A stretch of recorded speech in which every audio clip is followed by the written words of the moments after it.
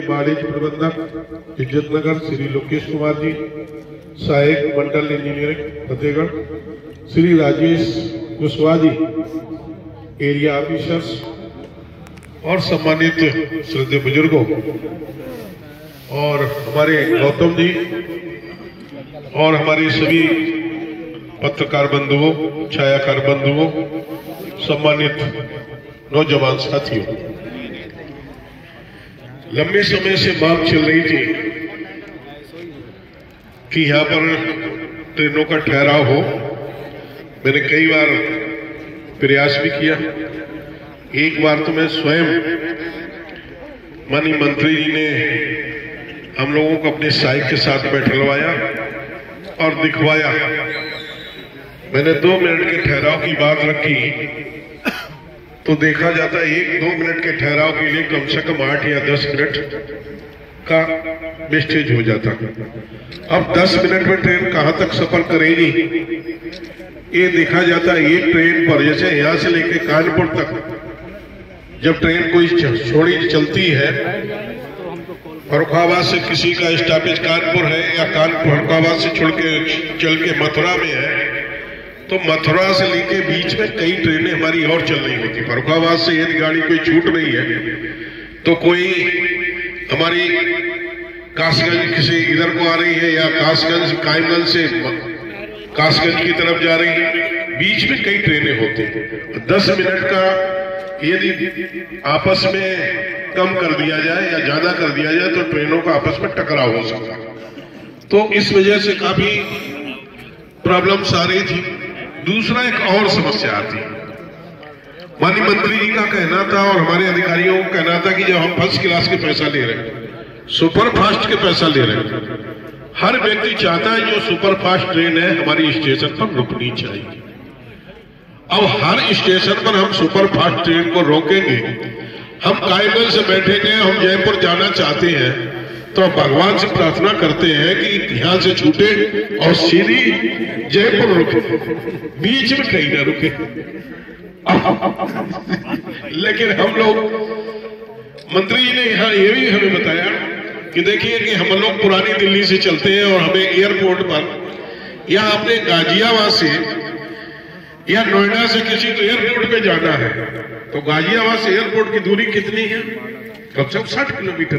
हम लोग कहेंगे गाजियाबाद में एयरपोर्ट बनाया जाए, या पुरानी दिल्ली से हमें एयरपोर्ट में जाना है या एयरपोर्ट से हमें पुरानी दिल्ली जाना, तो अब 40 किलोमीटर की आपकी फर्रुखाबाद से कायमगंज की दूरी कितनी?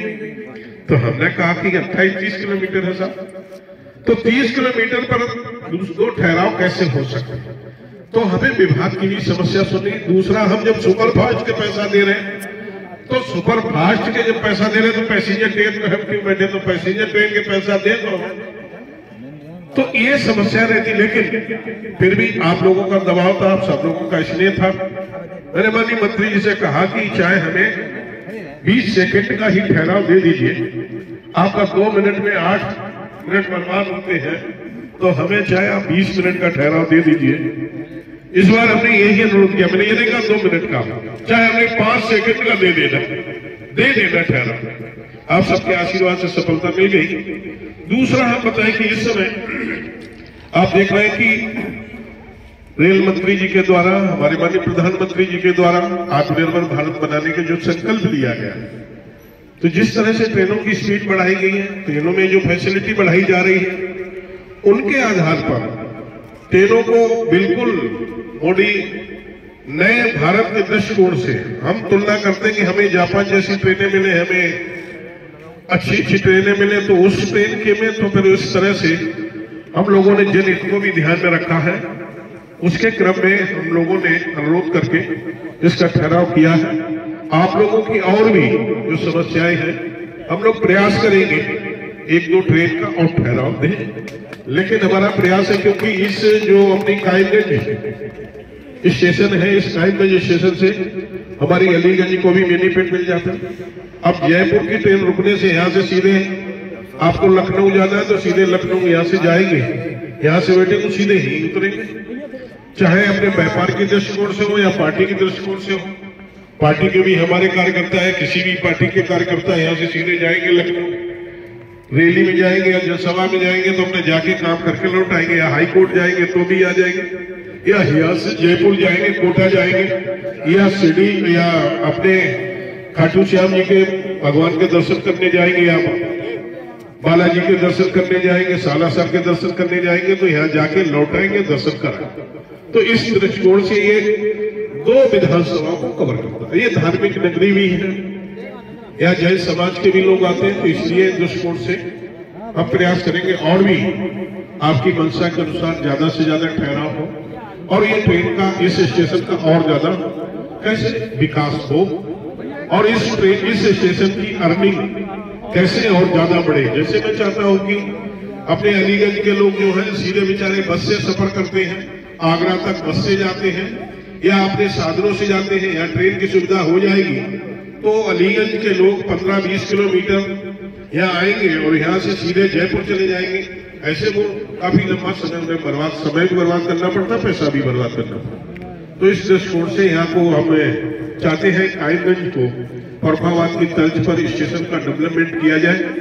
दूसरा, आप देख रहे हैं कि ये तभी संभव हुआ जब आप देखते हैं यहाँ से 2014 से पहले इस लाइन का विद्युतीकरण नहीं था। कानपुर से लेके मथुरा तक इस लाइन का विद्युतीकरण नहीं था। अपने फर्रुखाबाद से लेके मैनपुरी से लेके सुखवाबाद तक उस लाइन का भी विद्युतीकरण नहीं था। इन दोनों लाइनों का विद्युतीकरण हुआ और विद्युतीकरण के माध्यम से ही अब हमारे यहाँ ट्रेनों की स्थिति भी बदल रही है, ट्रेनों की स्पीड भी बढ़ रही है, ट्रेनों की संख्या भी बढ़ रही है। पहले ट्रेनें वो ऊपर से आती थी, लेकिन वहां डीजल इंजन, कोयला इंजन होने के कारण इधर नहीं इधर आती थी, लेकिन जो इलेक्ट्रॉनिक इंजन वाली जो गाड़ियां थी वो इधर नहीं आती थी। तो इसलिए जब लाइन का विद्युतीकरण हो गया तो अब सब गाड़ियां इधर से आके आ जा सकती है। तो इसलिए ट्रेनों की संख्या भी बढ़ी है और स्पीड भी बढ़ी है।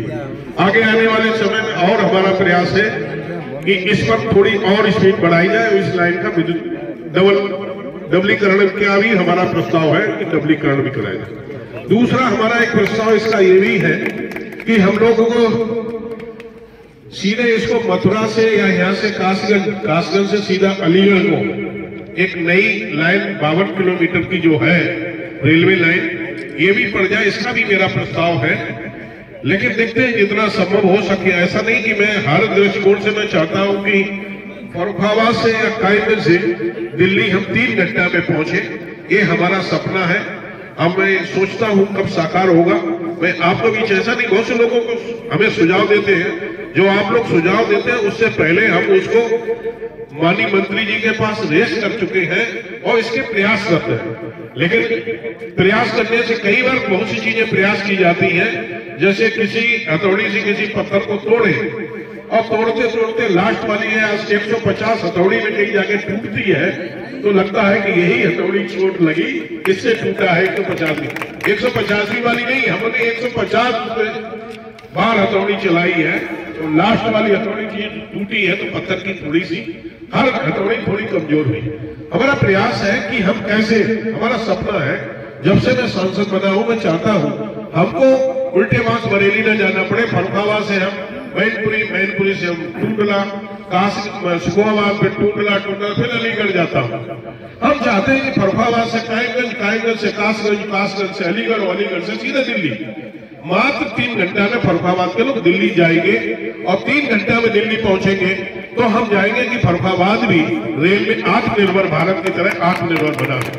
हमने फर्रुखाबाद जनपद को देखिए 3 चीजों में आत्मनिर्भर करने का प्रयास किया। पहले फर्रुखाबाद में एक भी फ्लाईओवर नहीं था, आज फर्रुखाबाद में 2-2 फ्लाईओवर चालू हो गए।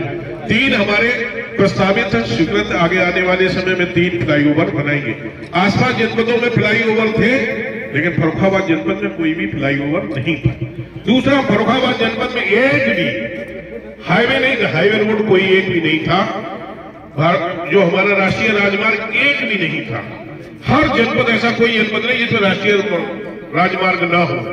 लेकिन हमने फर्रुखाबाद से बेवर से लेके फर्रुखाबाद से लेके शाहजहांपुर से पीलीभीत तक जो लिपोलेक मार्ग था, पीलीभीत तक उसे 730 में फर्रुखाबाद को हाईवे राष्ट्रीय राजमार्ग से जोड़ने का काम किया।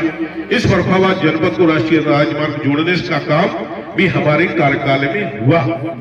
इसको फर्रुखाबाद जनपद को पहले राष्ट्रीय राजमार्ग से नहीं जुड़ा था। भारत के नक्शे में कहीं नहीं राष्ट्रीय राजमार्ग से फर्रुखाबाद, और राष्ट्रीय राजमार्ग फर्रुखाबाद में है।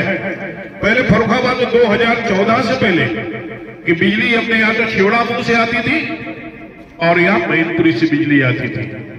आज फर्रुखाबाद में आप सबके आशीर्वाद से हमने बिजली विभाग से, माननीय प्रधानमंत्री जी के सहयोग से, माननीय मुख्यमंत्री जी के आशीर्वाद से फर्रुखाबाद में 220 केवी के 2 पावर हाउस फर्रुखाबाद जनपद में बनवाए। अब फर्रुखाबाद बिजली में आत्मनिर्भर बन गया है। दूसरा भी 400 केवी का एक और पावर हाउस अपना ओखरा में बन रहा है, जिसकी जमीन का अधिग्रहण कर लिया गया है।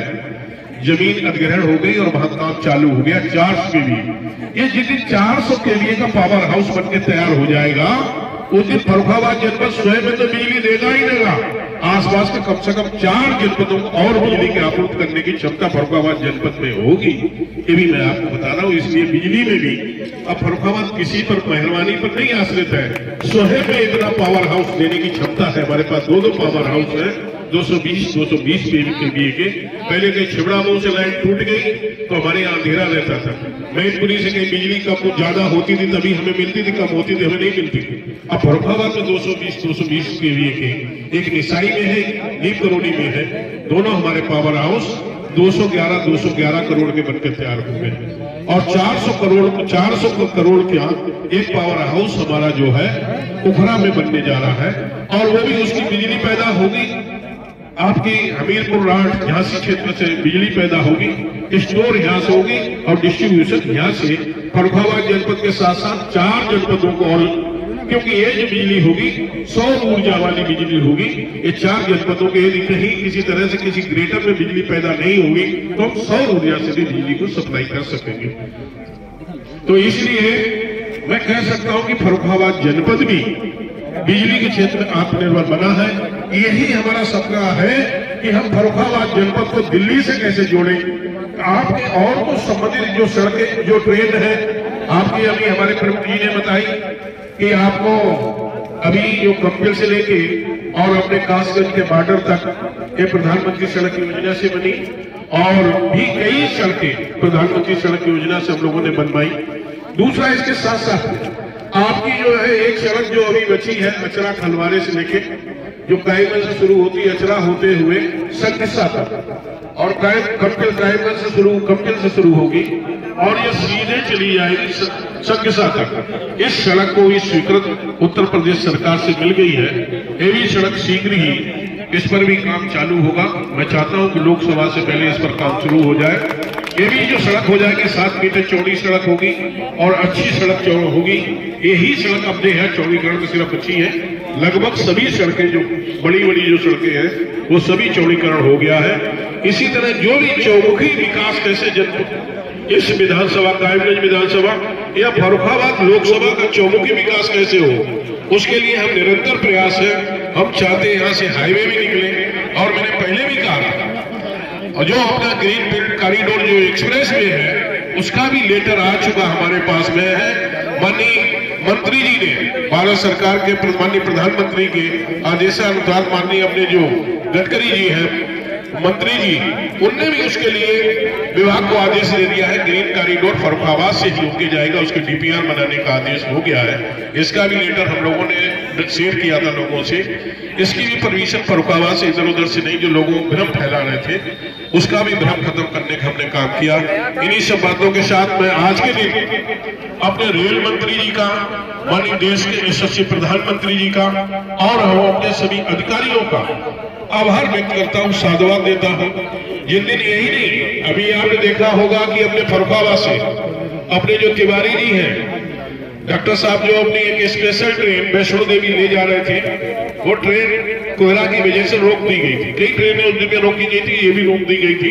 यानी रेल मंत्री से मैंने ये अनुरोध किया तो उसको भी वो 23 तारीख को जाना था और मैं 20 को रोका गया। हम 21 को माननीय मंत्री जी के सामने पेश हुए, उन्होंने 21 तारीख को ही उसका ऑर्डर जारी कर दिया और 23 तारीख को वो ट्रेन गई और उसी दिन फर्रुखाबाद जनपद में रेल पिछले बार आसाम के लिए जाने के लिए सब ब्रेक लगी हुई थी, पूरे देश में ब्रेक अपर आसाम के लिए ट्रेनों की लगी हुई थी। मैंने माननीय मंत्री जी से कहा हमारे किसान का आलू बिक रहा है, खेत में सड़ रहा है, मटिया मोल बिक रहा है, इसके लिए रेक हमें दी जाए। उन्होंने रेक की भी स्वीकृति दे दी। जो आलू 500 रुपए कुंटल नहीं बिक रहा था, आज वही आलू 700 रुपए 800 रुपए कुंटल बिक रहा है। ये भी आप सबके आशीर्वाद से उसी दिन हुआ, और ये ठहराव का भी उसी दिन आर्डर माननीय रेल मंत्री ने किया था।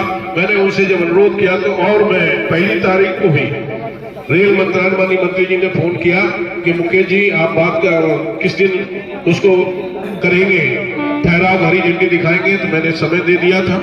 और जो आज आपके सामने संभव हुआ है, इन्हीं सब बातों के साथ आप लोग निश्चिंत रहिए कि जब आपने हमें अपना प्रतिनिधि, अपना चौकीदार सुना है, चौकीदार का काम होता है कि मालिक की सुरक्षा करना, मालिक को सही सलामत रखना, और चौकीदार कभी मुसीबत आए तो स्वयं चौकीदार गोली खाए, अपने मालिक को सुरक्षित रखे। तो इसलिए आज दिन मैं यही कहूंगा, आप लोग चौकीदार के ऊपर विश्वास करिए। आपके मान सम्मान स्वाभिमान में, इसी तरह विकास में कोई कमी नहीं आने देगा।